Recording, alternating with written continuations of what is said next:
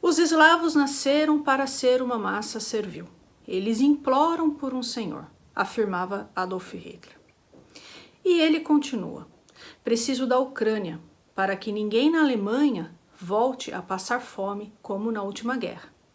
E em outro momento, Hitler disse: nosso Mississippi será o Volga, não o Níger.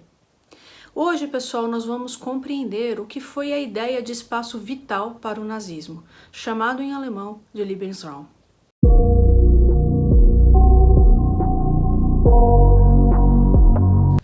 Uma coisa que os americanos têm e nós não é a noção de grandes espaços abertos. Queixava-se Hitler. Ele repetia o que os alemães vinham dizendo ao longo de décadas. Na época da unificação alemã, praticamente a Ásia e a África já estavam colonizadas. A derrota da Alemanha na Primeira Guerra Mundial custou a perda das colônias alemãs na África. Sendo assim, no século XX, onde estavam as terras abertas à conquista germânica? Assim Hitler pensou, a única possibilidade de uma política agrária saudável seria a aquisição de terras dentro da própria Europa. E a ideia que transformava terras habitadas em colônias em potencial era o racismo. A ideologia que gerou o Holocausto e a invasão alemã à União Soviética foi gestada na colonização europeia na África. A colonização desse continente plasmou a imaginação literária dos europeus da geração de Hitler. No fim do século XIX, os alemães tendiam a ver o destino dos indígenas norte-americanos da mesma forma que via a dos africanos, a submissão e uma matança generalizada.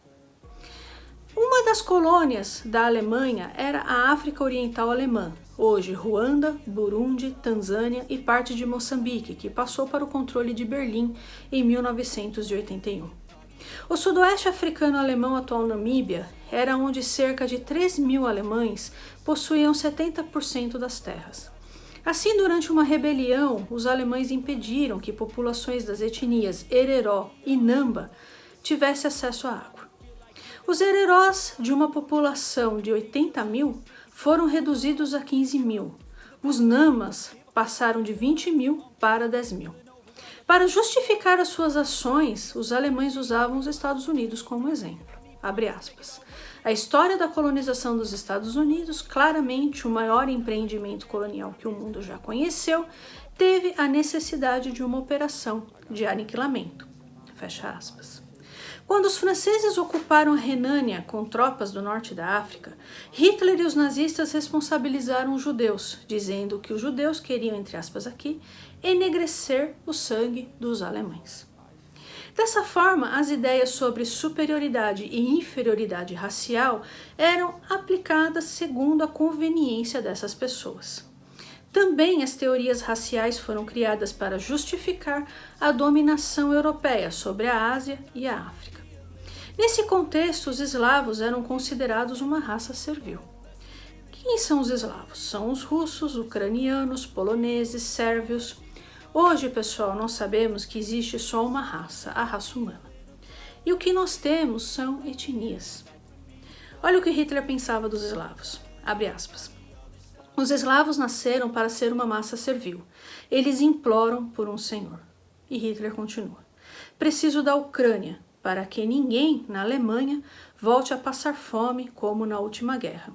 Em outro momento, Hitler disse: nosso Mississippi será o Volga e não o Níger. Então ele pretendia colonizar a União Soviética e não a África, né? O Níger é um rio que fica na África, tá? Hitler continua. É inconcebível que um povo superior deva existir em penúria, num solo estreito demais para ele. Enquanto massas amorfas, que em nada contribuem para a civilização, ocupam infinitas porções de um solo que é um dos mais ricos do mundo.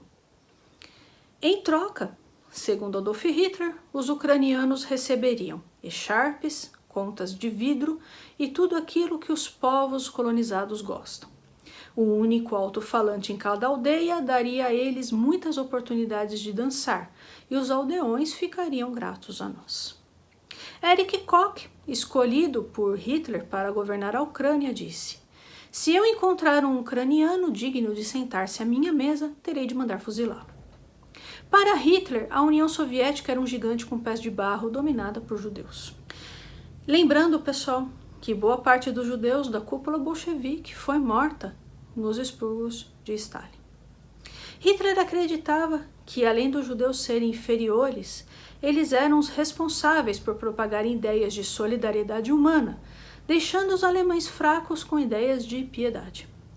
De Paulo a Trotsky, os judeus só pregavam fantasias, segundo Hitler.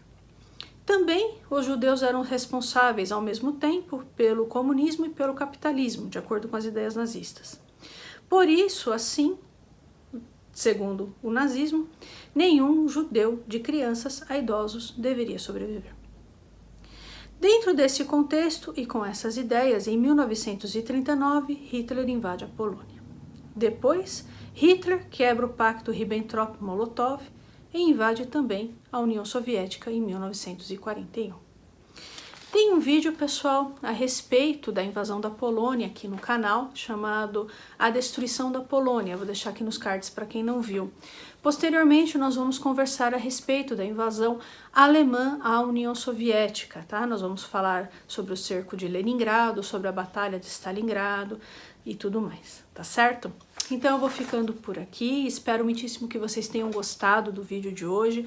Eu peço a sua gentileza, se você não for inscrito nesse canal, que você se inscreva, que você curta, compartilhe esse vídeo com seus amigos, publique esse vídeo também nas suas redes sociais, tudo isso é bastante importante, tá certo?